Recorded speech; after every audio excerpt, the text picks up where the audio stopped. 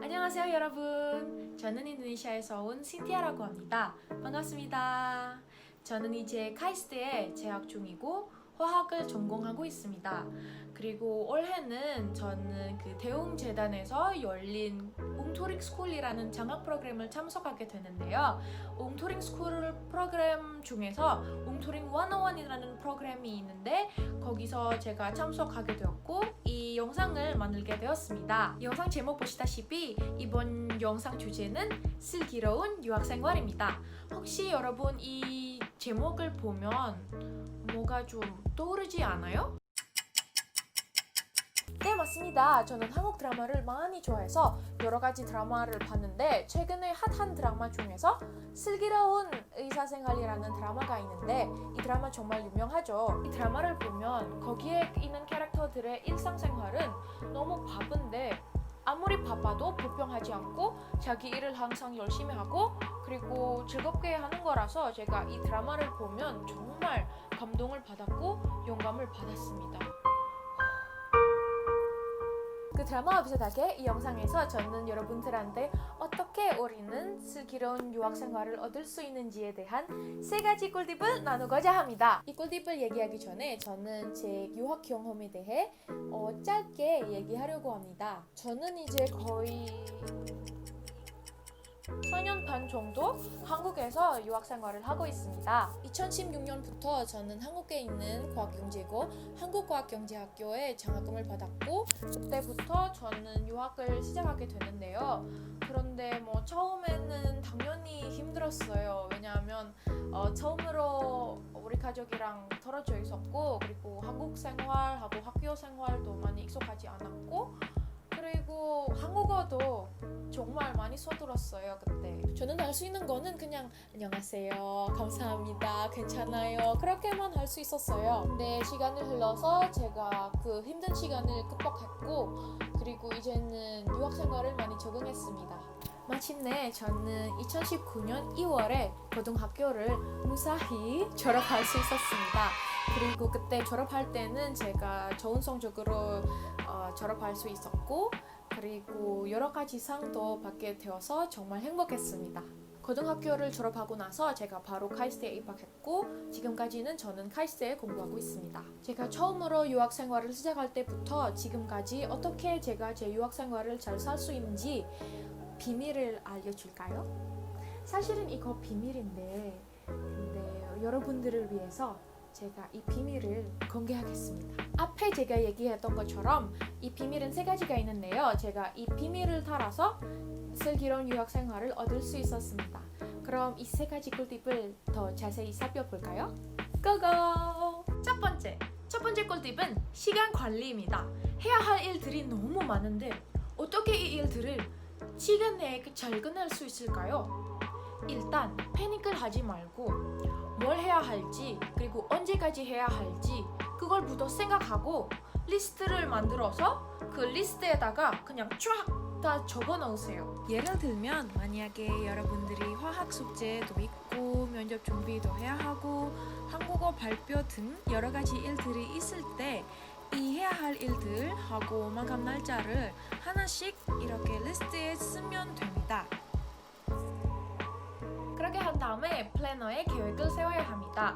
제가 플래너 작성법에 대해 간단하게 알려드릴게요. 제가 보통 플래너가 2가지 준비하고 있는데요. 하나는 달력 같던 플래너고 또 다른 하나는 위클리 플래너입니다. 이 달력 같던 플래너는 우리 계획은 큰 그림으로 볼 수 있게 사용하는 플래너입니다.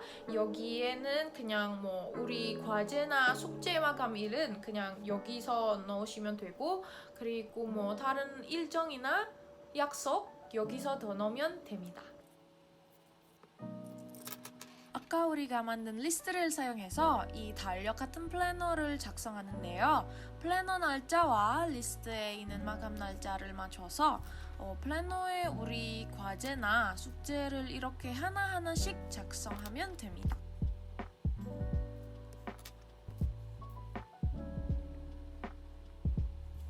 그리고 만약에 우리가 친구랑 약속이 있거나 아니면 교수님이랑 미팅이 있을 때 이 플래너에 적어도 좋습니다. 이제 달력 카톤 플래너가 완성되면 제가 보통 우선순위 체크리스트를 만드는데요.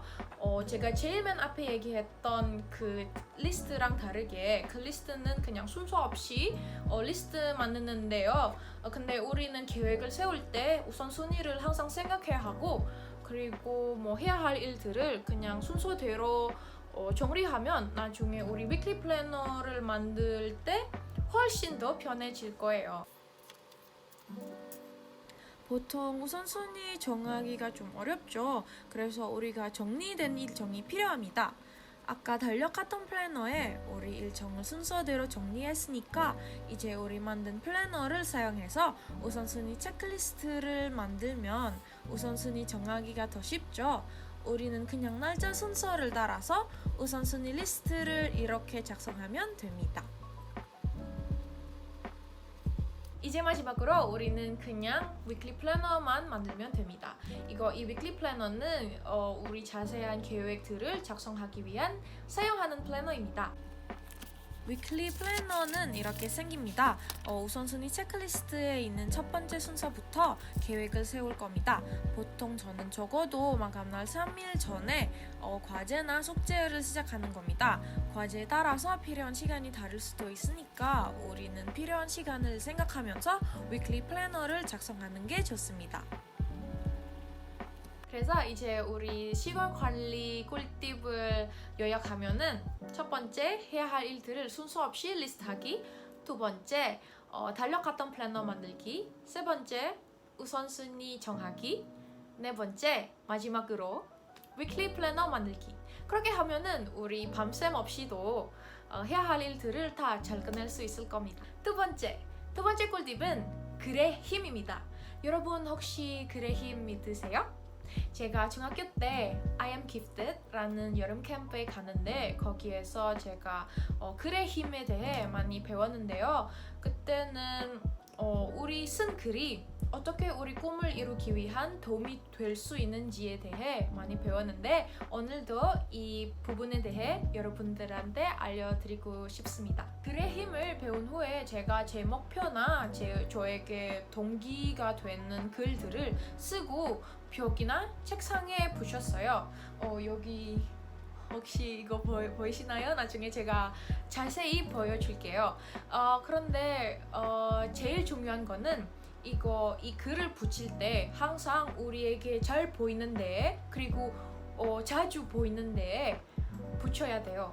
그렇게 하면 그 글을 힘이 될 수 있을 겁니다. 왜냐하면 우리는 그 글을 볼 때마다 항상 우리의 목표와 꿈을 떠오를 수 있고 그리고 우리는 힘들 때나 힘이 없을 때마다 그 글을 볼 때 그 글은 우리에게 동기부여가 잘 될 거예요.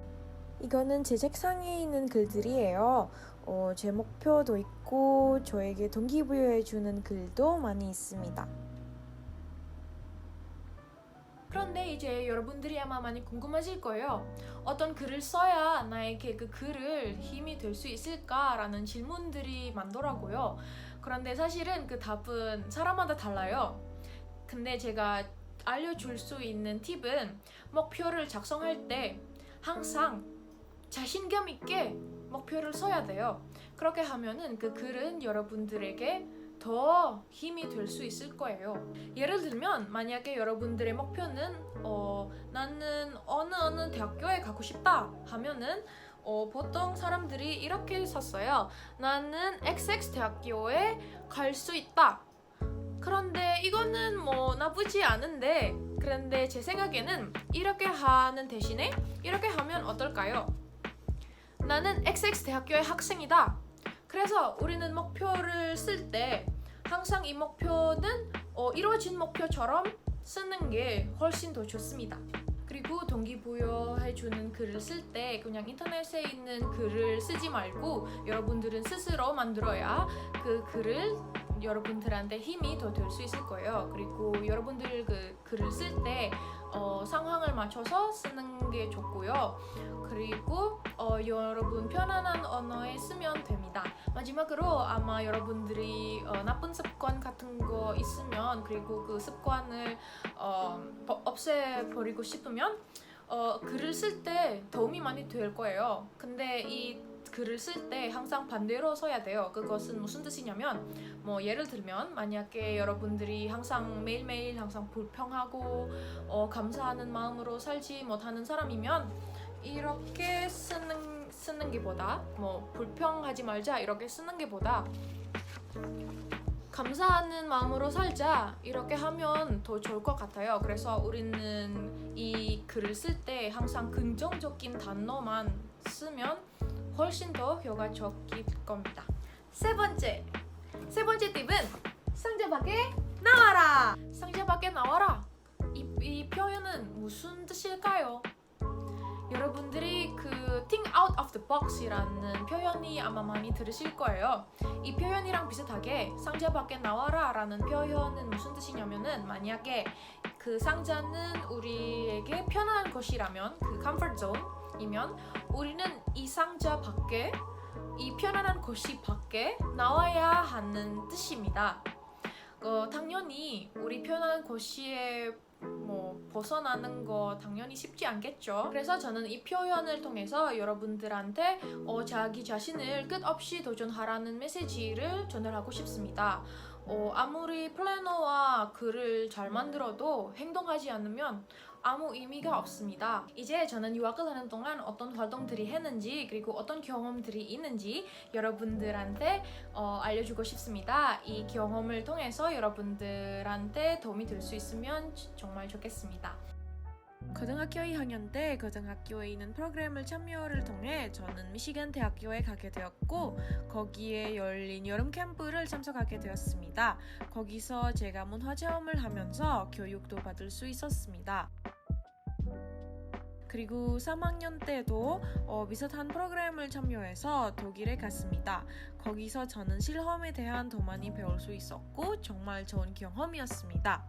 이 사진은 여름 캠프에서 저는 제 실험에 대해 발표할 때 찍은 사진입니다. 저는 발표하는 것을 너무 좋아해서 발표할 수 있는 기회가 생기면 제가 무조건 발표를 합니다. 그래서 제가 말하기 대회에 자주 나가고 특히 한국어 말하기 대회에 자주 나갔습니다. 이런 대회를 통해서 발표 능력과 언어 능력도 발전시킬 수 있어서 정말 좋습니다. 인생에서 가장 중요하고 소중한 사람이 다른 사람이 아니라 그것은 바로 우리 자신입니다. 저는 음악을 좋아해서 취미로 악기 연주를 하는데요. 특히 저는 바이올린하고 피아노를 좋아합니다. 그래서 저는 고등학교 때 오케스트라 활동도 했어요. 최근에 카이스트에서 제가 탤런트쇼 대회에 나갔고 그때 제가 솔로 피아노 바이올린 연주를 했는데 영상 같이 볼까요?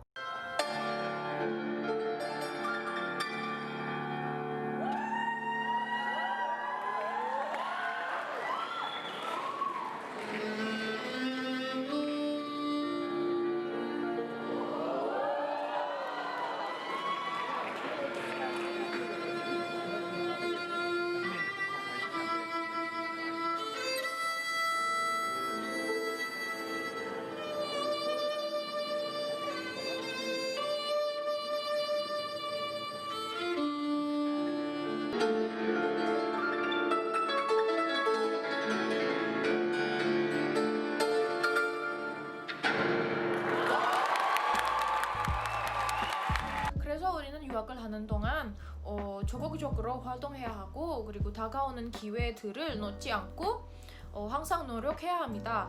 당연히 공부는 중요하지만 근데 공부만 아니라 여러 가지 다른 활동도 경험해보는 게 우리 성장을 위해서 정말 많이 도움이 될 거라고 생각을 합니다. 여러분 이제 슬기로운 유학 생활을 살 준비가 되셨나요? 네, 제가 나눴던 꿀팁들은 여러분들한테 도움이 될 수 있으면 좋겠습니다. 혹시나 여러분들이 궁금한 거 있으면 언제든지 댓글에 올려주시면 됩니다. 지금까지 시청해주셔서 정말 감사합니다. 다음에 또 만나요.